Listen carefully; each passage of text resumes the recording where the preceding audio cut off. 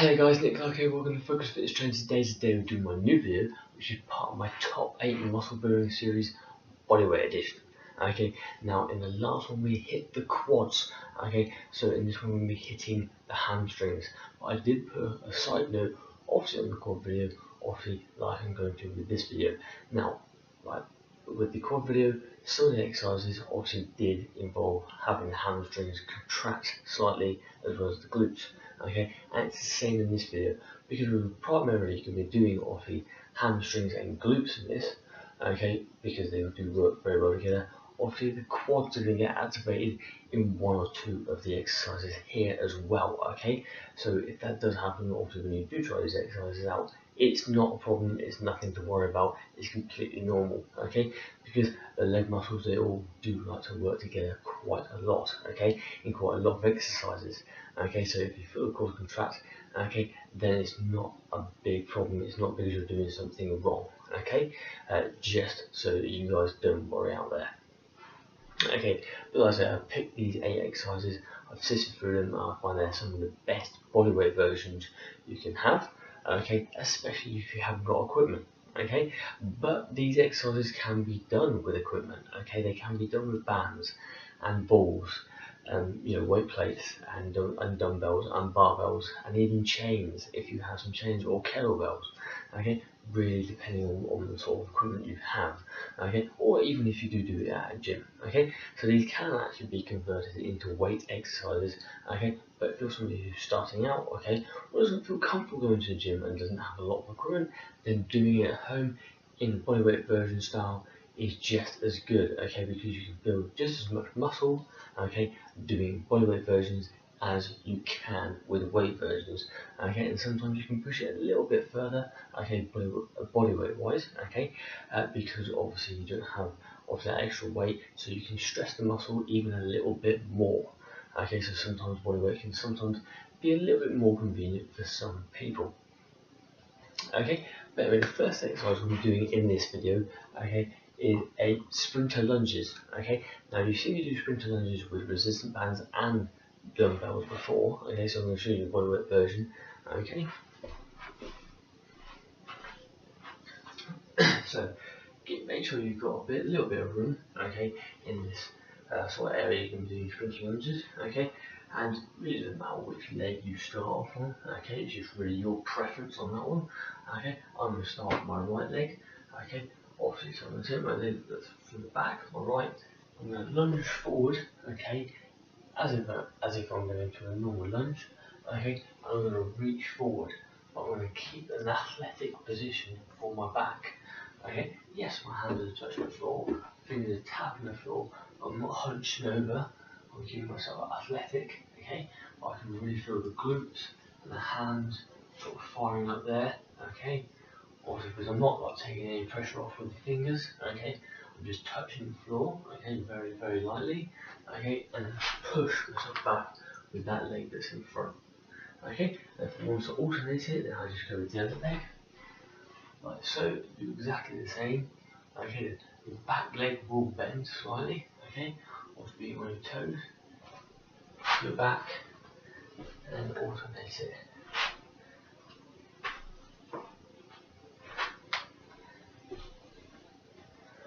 Okay, now you don't have to alternate it, you can do one side at a time.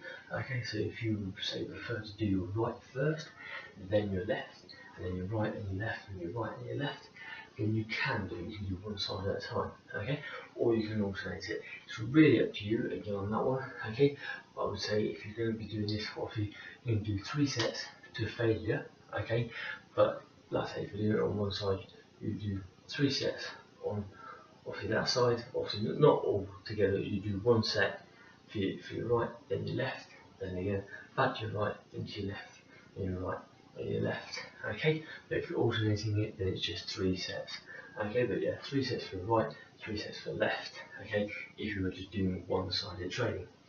Okay, and one-sided training actually can be quite a bit of an advantage sometimes, okay, because it means you can control that muscle, okay, it means you can control that side a lot better because you can put the full concentration on making sure that you're doing it right.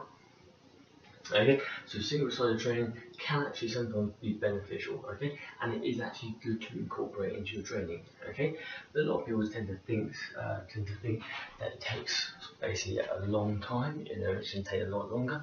That's not necessarily the case, okay. Because single-sided training can sometimes be quicker, because if you think about it, when you're training, say, doing your right side, okay, when you've done your right side, obviously that's going to rest, and then you're doing your left side. Okay, you're going straight to your left side, and then when you've done your left, you go back to your right, and your left, your right, and your left. Okay, so whichever side you're training, the other side is resting. Okay, and then you can go straight back into the other side. Okay, so there's no wasted motion. Okay, there's none of that sort of rest period that you would have if you were doing alternating. So if you're doing alternating to failure, you then rest about 30, maybe 45, 60 seconds maximum. Okay, and you know that's so many seconds to a minute wasted. Okay, whereas if you're doing single-sided training, obviously that other side is resting while you're doing the other side. Okay, obviously, so sometimes it can actually slightly a little bit quicker. Okay, if it is going to delay you by anything, it's only going to delay you by a few seconds. Okay, but really thinking about obviously in the way it's done, obviously it's not actually going to take you any longer. Obviously, and sometimes can be slightly quicker as well. Okay, but yeah, that is single-sided training if you want to do it that way, but you can alternate it as well. Okay, but that is your sprinter lunges. Okay, so make sure when you lunge forward, you keep that back nice and athletic. You're not hunching over.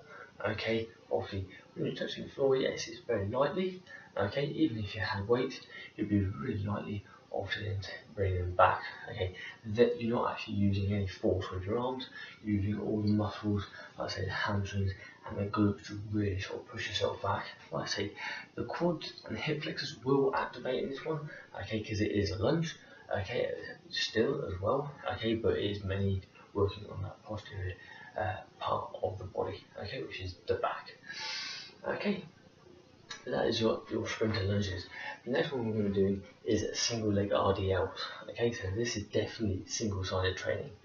Okay, so you definitely do one side first, and then off your next set on the other side, and so on and so on and so on and so on. Okay, but I do like this one because it is a hard one to do. Okay, especially if you're a beginner as well. So single leg RDLs. Okay, again. Really depends on what leg you want to start off on, okay, but you start off on your leg and you take the other leg off, okay, so you're very on basically point of contact with the floor, okay, and you're going to go down, okay, and touch your foot or the floor next to your foot, okay, keeping your back straight, okay, and then coming up and getting full hip extension there. Okay, so make sure you don't cut it short, get that full hip extension when you're actually doing this, okay, because it gives better activation for the glutes and the hamstrings as well. Okay, I do it from the side so you can see obviously that the back does actually stay straight.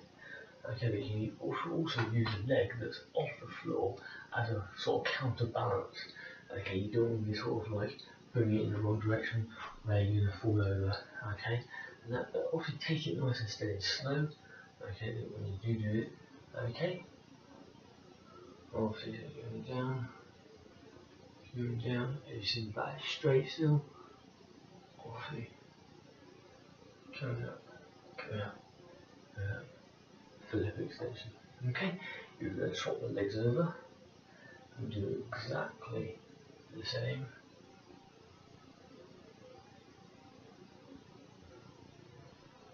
You may find one side is a little bit harder to do, okay, than the other. You will always find out on single-sided training, you're always going to find one side is stronger than the other, okay.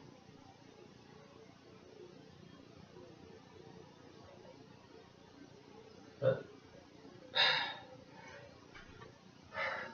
yeah, obviously, that's it. You're always going to find one side that's stronger than the other. Okay, so sometimes it's best to sort of actually do a little bit of extra training, maybe an extra set or two on that side. Okay, so you can strengthen it up, so you can build it up, or even just a few extra reps.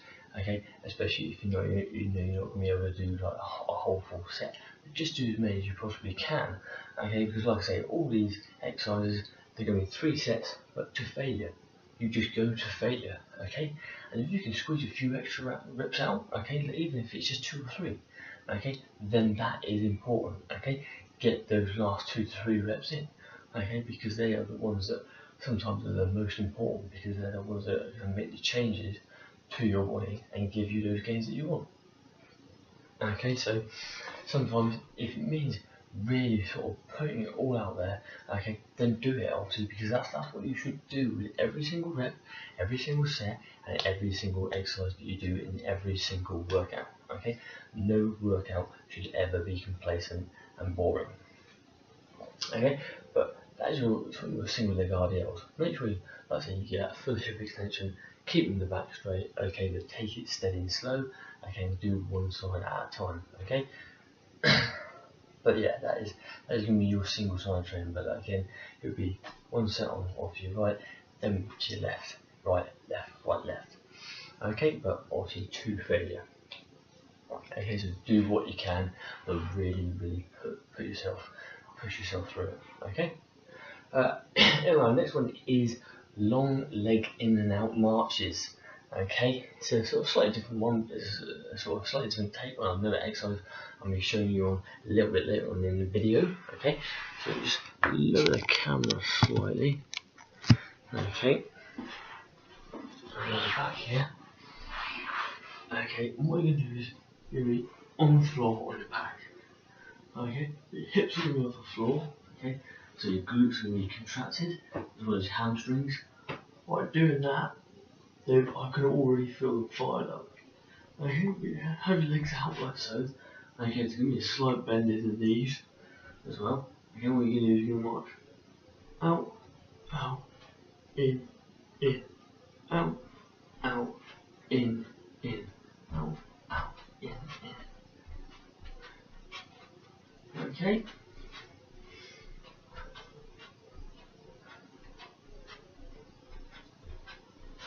Okay.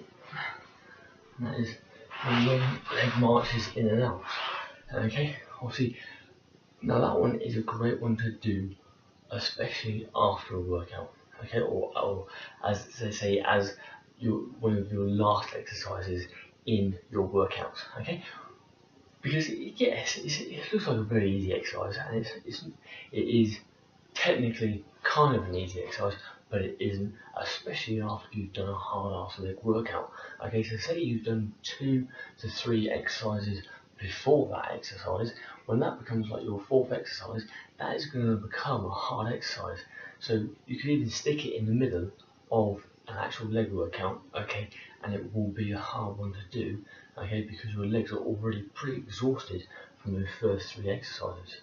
Okay, or like I say, even if you stick it at the end of a workout, your legs are going to be pretty exhausted from those previous leg exercises. Okay, so that exercise is then just going to become a much harder exercise. Okay, and sometimes that's a good thing. Okay, so sometimes stick the ones that maybe slightly less sort of less hard. Okay, at the end. Okay, or in the middle somewhere, mixing them around about, okay, obviously because they then become harder because the legs are pretty exhausted, so you have to work harder working those muscles and doing that exercise, so that way you get more stress for the muscles and that way you get better results. Okay, so yeah, obviously, but I would say make sure you do the big exercises first, you know, like squats and the deadlifts and stuff like that. Okay, you want to be getting them in first. Okay, you don't want to be like sticking them in the middle anywhere or doing them last. Okay, so make sure that you do those first. Okay, but yeah, sticking an exercise like that in the middle or the end somewhere is always a good thing to be doing. Okay, but yeah, that is your sort of long leg in and out marches. Okay. The next one is our Bulgarian split squat. Okay, now I love the Bulgarian split squat because you've seen me do it on Bodyweight Evolution, and I give you 4 different versions, okay, of how you can actually make this exercise even more interesting, okay, rather than just doing a normal Bulgarian split squat. Okay, what we're going to use is the stool that you can see in the background, okay, as your sort of like little step. Okay, you don't have to use a stool, you can use a step. okay, a stack of books, a sturdy box, okay, so, or even the back of a sofa, okay, a couch or a footstool or anything like that, okay. But anyway, what you can do is you can choose whichever leg you get on first, okay. Get yourself sort of balanced, okay. And normally a normal split squat is down and up, down and up, down and up, okay. Now, if you want to obviously make it more interesting, okay, rather than just doing a normal ball split squat, okay, then you can do it in like a slow motion version, okay, which is called crazy eights, okay, which means 8 seconds down and then 8 seconds up, okay. And that may not sound like a long time, okay, but when you're actually doing it, it's a long time, okay. So get yourself ready. Okay, and you start your count. 1, 2, 3, 4, 5, 6, 7, 8. 1, 2, 3, 4, 5, 6, 7, 8. 1, 2, 3, 4, 5, 7, 8. 1, 2, 3, 4, 5, 6, 7, and 8.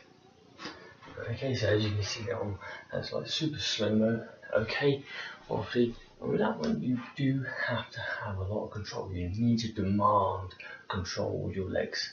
Okay, even the one that's even your leg that's on the stool, it has to be steady. Okay, you have to have a strong core, a strong body, strong legs for this. That sort of training. Okay. Now, incorporating that training is great, okay, but you must make sure that you get the technique of a ball bearing split squat properly, okay, before you start actually implementing any techniques like that, okay. I wouldn't say start doing slow-mo training until you've mastered just doing the ball bearing split squat normally, okay. So do the normal version first, especially if you're starting out, okay. If you're a bit more advanced, okay, know how to do the ball bearing split squat properly, okay, then maybe implement that and you'll start to see some awesome gains. It's not just obviously in size, okay, and in obviously muscular definition, okay, but strength as well. Okay, the next one is a 1.5 rep, and we all know what a 1.5 rep is. Okay, if you're not sure, obviously then you're going to see right now.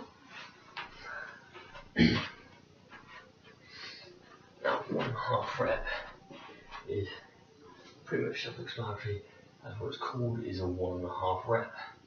Basically, you can go down for your full rep, come up half, back down, and then whole way up. Whole way down, up half, whole way down, and back up. And then again.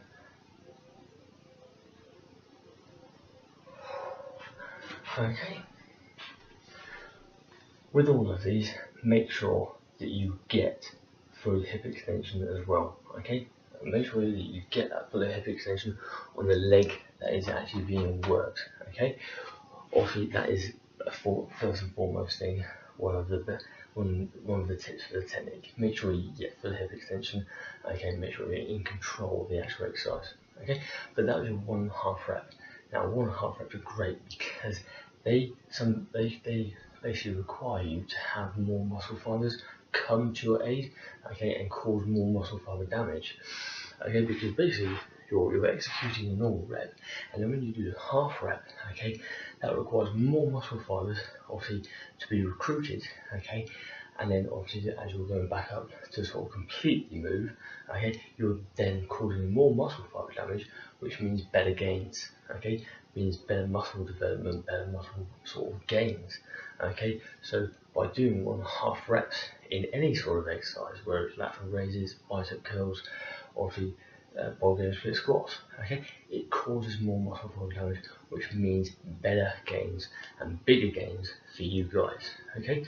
So definitely adding in 1.5 rep techniques to certain exercises or to all your exercises, not all the time, but obviously sort of putting them in every now and again is going to work and get you gains. Okay, it's going to also help you be more athletic as well and powerful. So definitely fit these in to your workouts. Okay, and the last one is explosive. Okay, now you have to be explosive, especially if you want to be athletic, and if you are quite a bit of an athlete, then you need to be explosive. Okay, so again, you get your position, okay, and you're going to go down and you explode up.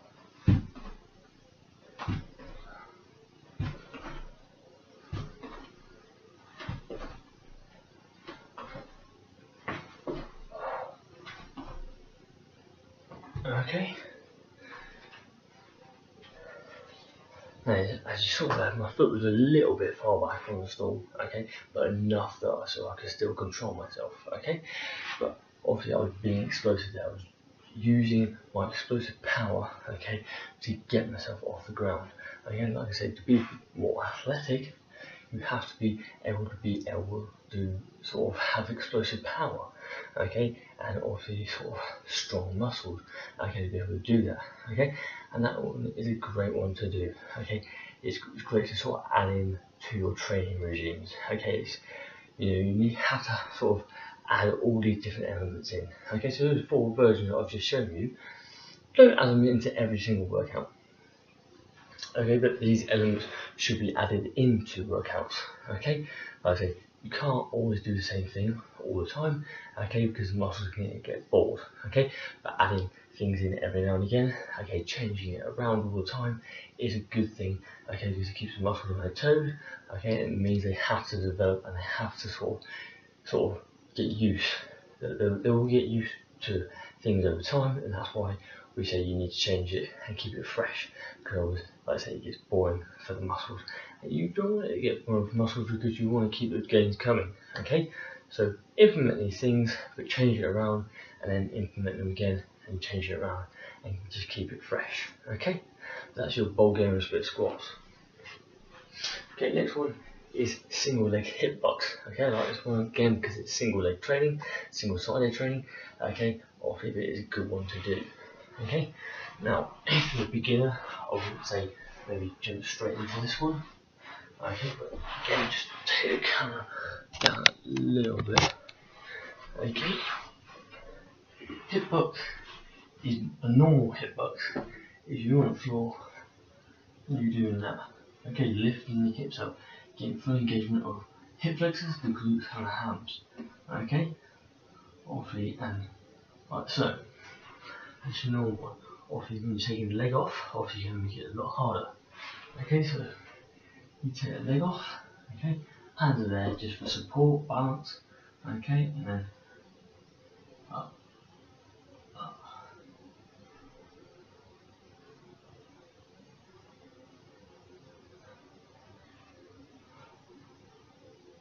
Okay, then you change sides, and do exactly the same.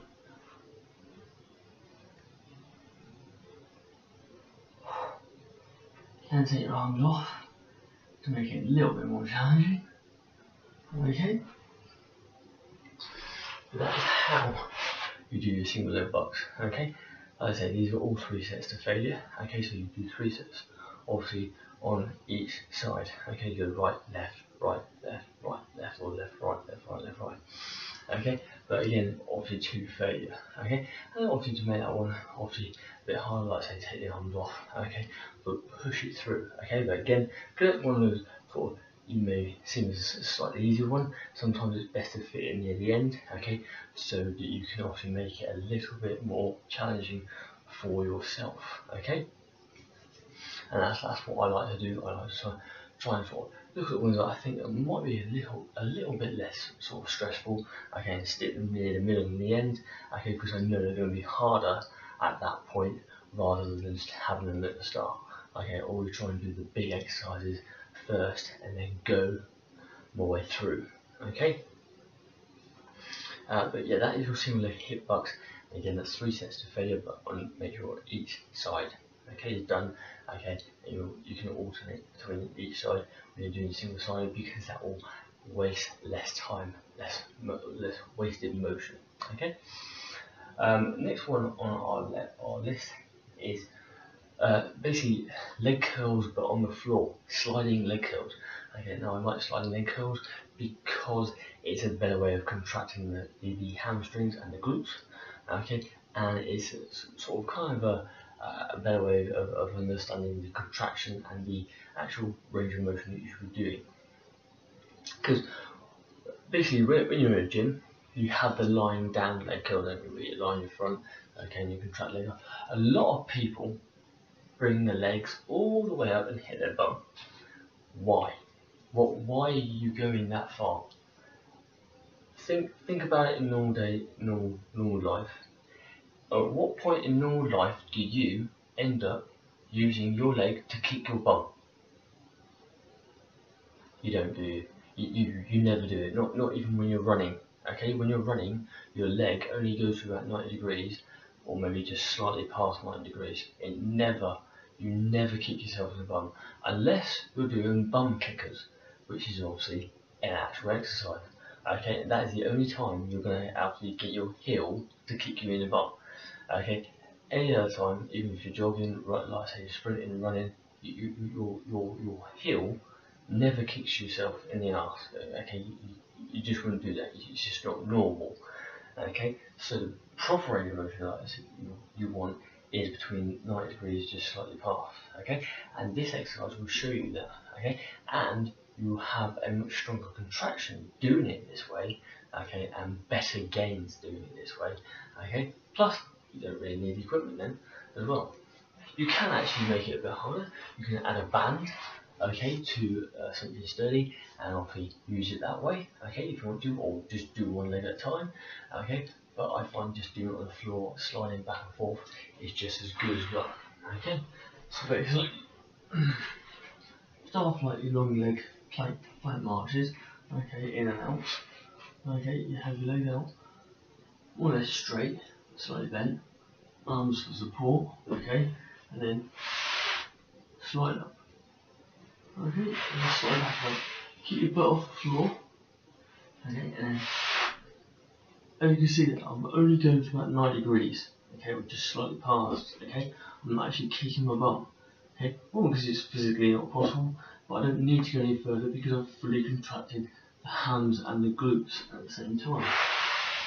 Okay.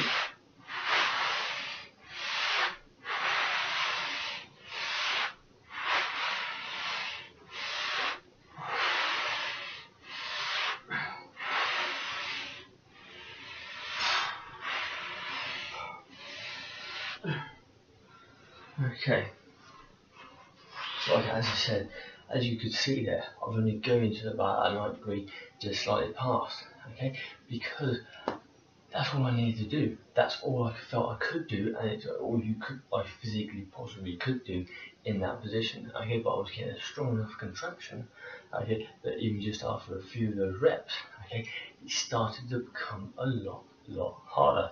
Now on a laminate floor, okay, or if you've got a slightly mat or a tray or something like that, maybe a little bit, you'll maybe able to squeeze a few more out, okay, but you will have a far better contraction, okay, by doing it that way, okay, and like I say, it will train your legs properly that way, because like I say, in real life, you never end up obviously having to get your leg up that high, okay, behind you, do you really, okay, especially like when you're running. When people run, they only get their legs to about that 90 degree angle, okay, or very slightly past, okay. Okay, that is the natural way the body works. Okay, you don't need to be kicking your bum, like I say, unless you're doing the actual exercise of a butt kicker. Okay, but like I said, I find this one's a lot better to do, so I would definitely implement this into your leg training, your leg days. Okay, obviously as soon as possible. Okay, maybe not for every single time. Okay, but for especially for when you're stuck for something for the hamstrings, okay, and the glutes, it is a great one to do, even especially if you're training at home. Okay, but that is your floor sliding leg curls. Okay, 3 sets to failure. The next one, Number 7 is our long leg marching planks. Okay, so it's very similar to obviously the in and out version. Okay, just you're going to be marching on the spot. Okay, and again, it may seem like an easy one, but again, it's one of those ones you were sticking in the middle to the end.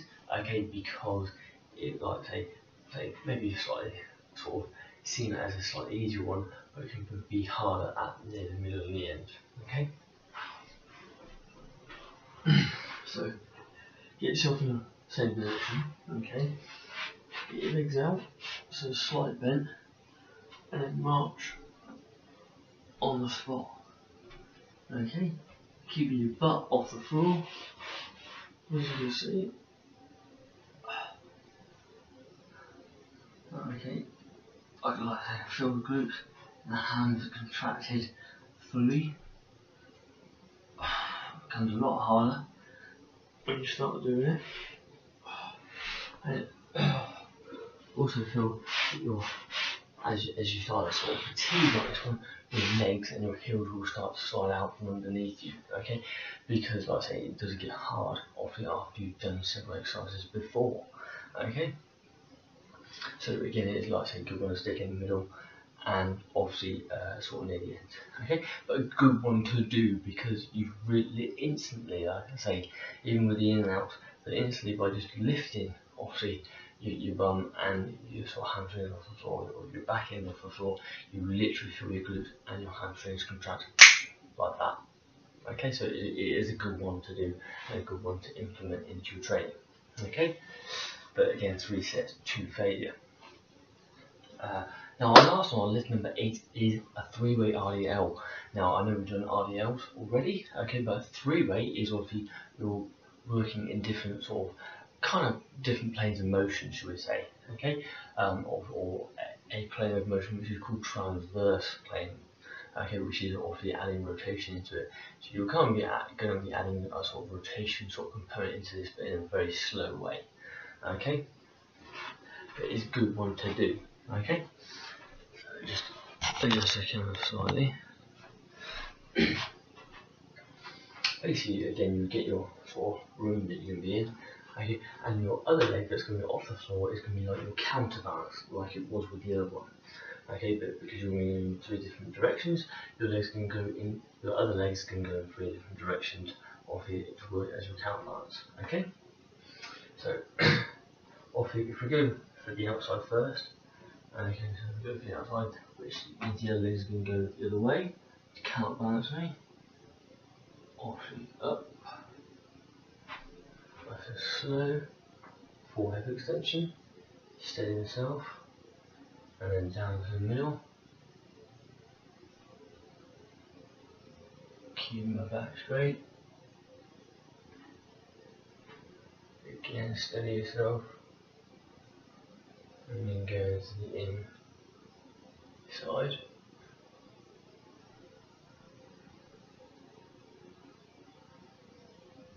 Okay. Yeah, so yeah, so as you can see there, obviously the leg would also move in different directions to counterbalance me. Okay, so you do it the other side, go for the out,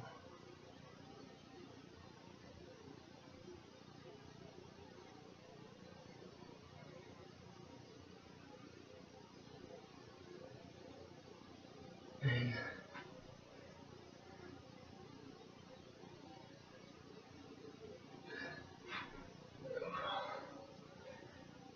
so, okay, now you may find that obviously your leg doesn't always go in those sort of directions, but obviously it's really sort of working out where your leg's going to go, obviously to sort of help you balance, okay, obviously, so make sure that you do that, okay, obviously it will, like I say, take a bit of time for you to get used to that balance, okay, but obviously when you're sort of moving in sort of different sort of directions, okay, it's going to be a little bit more difficult for you to balance, okay?